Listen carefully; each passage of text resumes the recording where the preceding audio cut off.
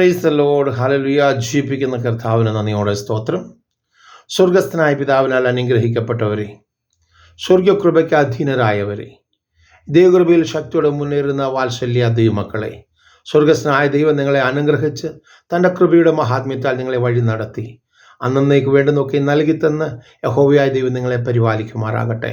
ഇന്നത്തെ പകലവൻ്റെ സമാധാനവും സന്തോഷവും സമൃദ്ധിയും നിങ്ങളുടെ ജീവിതത്തിൽ കവിഞ്ഞൊഴുകുന്നതായി തീർത്ത് യഹോവ നിങ്ങളെ ഉയർത്തി സമാധാനത്തോടെ കാക്കുമാറാകട്ടെ.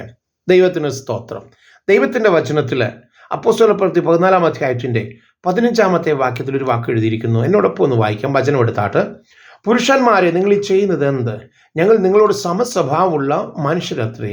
നിങ്ങൾ ഈ വ്യർത്ഥ കാര്യങ്ങളെ വിട്ട് ആകാശവും ഭൂമിയും സമുദ്രവും അവയിലുള്ള സകലം ഉണ്ടാക്കിയ ജീവനുള്ള ദൈവത്തിലേക്ക് തിരിയണമെന്നുള്ള സുവിശേഷം ഞങ്ങൾ നിങ്ങളോട് അറിയിക്കുന്നു. വലിയൊരു വിളംബരം ഒരു അധികാരത്തോടെ പറയുകയാണ് പൗലോസ് അപ്പോസ്തലൻ. കാരണമുണ്ട്. ബർണബാസും പൗലോസും ശുശ്രൂഷിച്ചുകൊണ്ട് പൗലോസ് വചനം സംസാരിച്ചുകൊണ്ടിരുന്നപ്പോൾ ലുസ്രയിലെ അമ്മയുടെ ഗർഭം മുതൽ മുടന്തനായ ഒരു വ്യക്തിയെ അവിടെ സൗഖ്യം പ്രാപിപ്പാൻ വിശ്വാസമുണ്ടെന്ന് കണ്ടിട്ട് പൗലോസ് കൊണ്ട് പറഞ്ഞു, കാലൂന്നി എഴുന്നേറ്റ് നിവർന്നു നിൽക്കാമെന്ന് കൽപ്പിച്ചപ്പോൾ ഈ വ്യക്തി തുള്ളിയും ചാടിയും ദൈവത്തെ മഹത്വപ്പെടുത്തിക്കൊണ്ട് മുന്നേറുന്നതായിട്ട് അവിടെ ഒരു കാര്യം എഴുതിയിട്ടുണ്ട്. അവിടെ നടന്ന ആ മിറക്കിളിൽ, ആ അത്ഭുതത്തിൽ കുറേ ആൾക്കാർ മോശയുടെ പ്രമാണമാണ് നല്ലതെന്നും വേറെ ആൾ അപ്പോസ്തോലിക ഉപദേശമാണ് നല്ലതെന്നും പ്രചരിപ്പിച്ചുകൊണ്ട് അവരുടേതാകുന്ന രീതിയിൽ മുൻപോട്ട് പോകുമ്പോൾ ദൈവത്തിൻ്റെ വചനത്തിൽ വിശ്വസിച്ച ഈ വ്യക്തി, ഈ മുടന്തനായ വ്യക്തി 10 വയസ്സാകാം, 30 വയസ്സാകാം, 20 വയസ്സാകാം, അവൻ്റെ വയസ്സോടെ പറഞ്ഞിട്ടില്ല. അവൻ ജനിച്ച നാൾ തൊട്ട് അന്ന് വരെ കാലൂന്നി അവൻ നിന്നിട്ടില്ല. പൗലോസിൻ്റെ പ്രസംഗം കേട്ട് അവൻ്റെ അന്തരാത്മാവിൽ കുത്തുകൊണ്ടിട്ട് അവൻ്റെ വചനത്തിൽ വിശ്വസിച്ച് അവൻ്റെ ഉള്ളം സൗഖ്യത്തിലേക്ക് വ്യാപരിക്കുന്നു പൗലോസ് ആത്മാവിൽ വിവേചിച്ച് കഴിഞ്ഞ് അവൻ അതിനോട് വിളിച്ചു പറയുകയാണ്, കാലൂന്നി എഴുന്നേറ്റ് നിവർന്ന് നിൽക്കുക എന്ന് അവനോട് പറഞ്ഞു. അവൻ കുതിച്ചെഴുന്നേറ്റു. ഉറക്കെ പറഞ്ഞു, അവൻ കുതിച്ചെഴുന്നേറ്റ് നടന്നു എന്ന് എഴുതിയിരിക്കുന്നത് അതിൻ്റെ 10-ാമത്തെ വാക്യത്തിൽ. ഇന്ന് പലക്കാലം ഓർക്കണം, നടക്കാതെ ചില വർഷങ്ങളായി അല്ല ജനിച്ച നാളോട്ട് ഈ സംഭവിക്കുന്ന നിമിഷം വരെയും നടക്കാത്ത വ്യക്തിയോട് വിശ്വാസത്തിൻ്റെ വചനമെത്തിയപ്പോൾ സ്വർഗസ്ഥനായ ദൈവത്തിൻ്റെ ആത്മാവിൻ്റെ സന്ദർശനം അവനിൽ വ്യാപരിക്കുന്നു എന്ന് മനസ്സിലാക്കിയപ്പോൾ വചനത്തിൽ വിശ്വസിച്ച് അവനോട് പൗലോസ് ആത്മാവിൽ വിവേചിച്ചിട്ട് പറയുകയാണ്, കാലൂന്നി എഴുന്നേറ്റ് നിവർന്ന് നിൽക്കുക എന്ന്. അവൻ കുതിച്ചു ചാടി, അവന് കുതിച്ചെഴുന്നേറ്റ് നടന്നു എന്നാണ് ബൈബിളിൽ എഴുതിയിരിക്കുന്നത്. അങ്ങനെയെങ്കിൽ ഇത് കണ്ടതായ അവിടുത്തെ ഈ 2 ഗ്രൂപ്പിൻ്റെ മധ്യത്തിൽ നടന്ന അത്ഭുതം കണ്ടിട്ട് അവിടെ കാളയും പൂമാലയൊക്കെ കൊണ്ടുവന്നിട്ട് ഇവർ ഇതേന്ന് കാളയാഗം കഴിച്ച് പൂമാലയിട്ട് ഇവരെ സ്വീകരിച്ച് ഗോപുരവാതിക്കൽ അകത്തോട്ട് കൊണ്ടുപോകാനുള്ള പ്ലാൻ ചെയ്യുമ്പോൾ അതിൽ നിന്ന് ഒഴിഞ്ഞു മാറി പൗലോസ് അപ്പോസ്തലൻ വിളിച്ചു പറയുക, ഞങ്ങൾ നിങ്ങൾക്ക് സമസ്വഭാവമുള്ള മനുഷ്യരാണ്. അവിടെ പറഞ്ഞ വാക്ക് ശ്രദ്ധിക്കണം. അതിൻ്റെ 15-ാമത്തെ പറയുന്നു, ഞങ്ങൾ നിങ്ങളോട് സമസ്വഭാവമുള്ള മനുഷ്യരത്രേ. പൗലോസ് വിളിച്ചു പറയുക.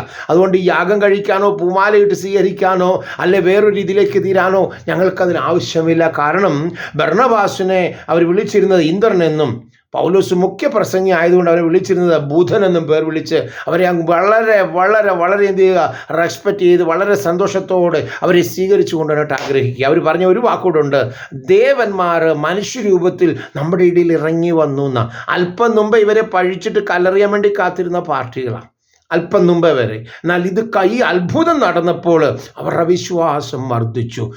പരിശുദ്ധ ദൈവത്തിൻ്റെ ആത്മാവിൽ ഇന്ന് പകൽക്കാലം പ്രാർത്ഥിക്കുന്ന ഒരു ദൈവത്തിലെ ആര് നിനക്കെതിരെ വിരൽ ചൂണ്ടി വിരോധമായി എഴുന്നേറ്റാലും നീ ദൈവത്തിൻ്റെ പ്രമാണം വിട്ട് ഇടത്തോട്ടോ വലത്തോട്ടോ തിരിയരുത്. ഇന്ന് നിന്നെ നിന്ദിക്കുന്നവർ നാളെ നിന്നെ വന്ദിക്കുന്ന ഒരു അനുഭവം വരും. അവിടെ പൗലോസിനെയും ബർണബാസിനെയും നിന്ദിച്ചെന്ന് മാറ്റി നിർത്തുമ്പോൾ അവരുടെ നടുവിൽ ദൈവം അത്ഭുതം പ്രവർത്തിച്ചിട്ട് അവരെ കൊണ്ട് തന്നെ പറയുകയാണ്, ദേവന്മാർ മനുഷ്യരൂപത്തിൽ ഞങ്ങളുടെ ഇടയിലേക്ക് ഇറങ്ങി വന്നിരിക്കുന്നു എന്നാണ് പറഞ്ഞത്. ഈ സത്യത്തിൻ്റെ സുവിശേഷം ചെല്ലുമ്പോൾ മാറ്റമില്ലാത്തതിന് മാറ്റമുണ്ടാക്കുന്നതാണ്. മറുപടി ഇല്ലാത്തതിന് മറുപടി കൊടുക്കുന്നതാ, ജീവനില്ലാത്തതിന് ജീവൻ കൊടുക്കുന്നതാ സുവിശേഷം. അതുകൊണ്ടാണ് പറഞ്ഞിരിക്കുക, ജീവനുള്ള ദൈവത്തിലേക്ക് തിരിയണമെന്നുള്ള സുവിശേഷം ഞാൻ നിങ്ങളെ അറിയിക്കുന്നു. അതായത് ജീവനുള്ള സുവിശേഷം, ജീവിപ്പിക്കുന്ന സുവിശേഷമാണ്.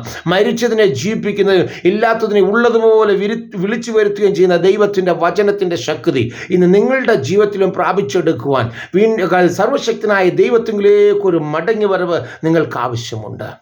നിങ്ങൾ ഈ ലോകപ്രകാരമുള്ളതായ കാര്യങ്ങളോ കർമ്മങ്ങളോ ചെയ്യേണ്ട ആവശ്യമില്ല. ഈ ലോകപ്രകാരം കൊടുക്കുന്ന മാനദണ്ഡം ഞങ്ങൾ നിങ്ങൾക്ക് സമസ്വഭാവമുള്ള മനുഷ്യരെന്നാണ് അവിടെ എഴുതിയിരിക്കുന്നത്. ഇന്നത്തെ പകലങ്ങൾ ദൈവശബ്ദത്തിന് മുമ്പാകെ ശക്തിയോടെ മുന്നേറുന്ന ദൈവ പൈതലേ, നിന്നെക്കുറിച്ച് ദൈവത്തിൻ്റെ വലിയൊരു പ്ലാനുണ്ട്. നീ താഴ്ത്തപ്പെട്ടവനും ഒറ്റപ്പെട്ടവനും എല്ലാവരും നിന്ന് സഹിക്കുന്നവനും ആർക്കും പ്രയോജനമില്ലാത്തവനും സ്വന്തം ഭാര്യ പോലും നിന്നെ വിധിയെഴുതി പുറന്തള്ളിയ വ്യക്തിയാകുന്നുവെങ്കിൽ ഇന്ന് പകൽ സ്വർഗത്തിലെ ദൈവം നിന്റെ കണ്ണുനീർ കണ്ടിട്ട് അവരുടെ മധ്യത്തിനെ മാനിക്കുന്ന ഒരു ദിവസമുണ്ട്. വിശ്വാസത്തോടെ കർത്താവിന് മഹത്വം കൊടുത്തുകൊള്ളുക. അവിടെ പറയുകയാണ്, ഈ ജീവനുള്ള സുവിശേഷത്തിലേക്ക് തിരിയണമെന്ന്, ജീവനുള്ള ദൈവത്തിലേക്ക് നിങ്ങൾ തിരിയണമെന്നുള്ള സുവിശേഷം ഞങ്ങൾ നിങ്ങളോട് അറിയിക്കുന്നു എന്ന് പൗലോസ് പറഞ്ഞേ. അങ്ങനെയെങ്കിൽ കഴിഞ്ഞ നാളുകൾ നിന്നെ നഷ്ടപ്പെട്ടു പോയതിനെ, നിന്റെ ജീവിതത്തിൽ നഷ്ടപ്പെട്ടു പോയ സ്വർഗീയ സന്തോഷം തിരികെ തരാൻ ഈ സുവിശേഷത്തിന് കഴിയും. കഴിഞ്ഞ നാളുകൾ ജീവിതത്തിൽ എന്നുമില്ല എന്ന് പറഞ്ഞതിനെ അന്യപ്പെടുത്തിയതായ മനുഷ്യരുടെ മുമ്പിൽ നീ ആരെന്ന് തെളിയിച്ചു കൊടുക്കാൻ ഈ സുവിശേഷത്തിന് കഴിയും. ഇന്ന് പകൽ നിന്റെ ഹൃദയത്തിൻ്റെ ഭാരം മാറ്റി ജീവന്റെ പുസ്തകത്തിൽ പേരെഴുതുന്നതാണ് ഈ സുവിശേഷം. ഈ സുവിശേഷത്തിലേക്ക് വിശ്വസിച്ച് മടങ്ങി വരുക. പൗലോസ് അപ്പോസ്തലൻ ഗലാത്യയിലെ 1-ാം അധ്യായത്തിൻ്റെ 7-8 വാക്യം വിളിച്ചു പറയുകയാണ്, ഞങ്ങൾ നിങ്ങളോട് അറിയിച്ചതിന് വിപരീതമായി ഞങ്ങളാകട്ടെ സ്വർഗത്തിലെ ഒരു ദൂതനാകട്ടെ അവൻ വന്ന് സുവിശേഷം അറിയിച്ചാൽ അവൻ ആരാ? ശപിക്കപ്പെട്ടവനെന്ന് അവിടെ എഴുതിയിരിക്കുന്നത്. അങ്ങനെയെങ്കിൽ ഇന്ന് പകൽക്കാലം നീ കേട്ട സുവിശേഷം, രക്ഷയുടെ സുവിശേഷം, ആത്മാവിൻ്റെ ശക്തി പകർന്ന സുവിശേഷം, ജീവിപ്പിക്കുന്ന സുവിശേഷം, നിത്യജീവനിലേക്ക് എത്തിക്കുന്ന സുവിശേഷം, സ്വർഗീയ പിതാവിൻ്റെ മഹത്വം വെളിപ്പെടുത്തുന്ന സുവിശേഷം, ഇന്ന് പകൽ കേട്ട് നീ മാനസാന്തരപ്പെട്ട് ദൈവത്തിലേക്ക് തിരിയുവാൻ, സ്വർഗീയ പിതാവിലേക്ക് തിരിയുവാൻ, പാപമോചനം പ്രാപിക്കുന്ന സുവിശേഷം കേട്ട് വിശ്വസിച്ച് ദൈവത്തിൻ്റെ പൈതലാകുവാൻ ഇന്ന് പകൽ സ്വർഗം നിന്നെ വിളിക്കുന്നു.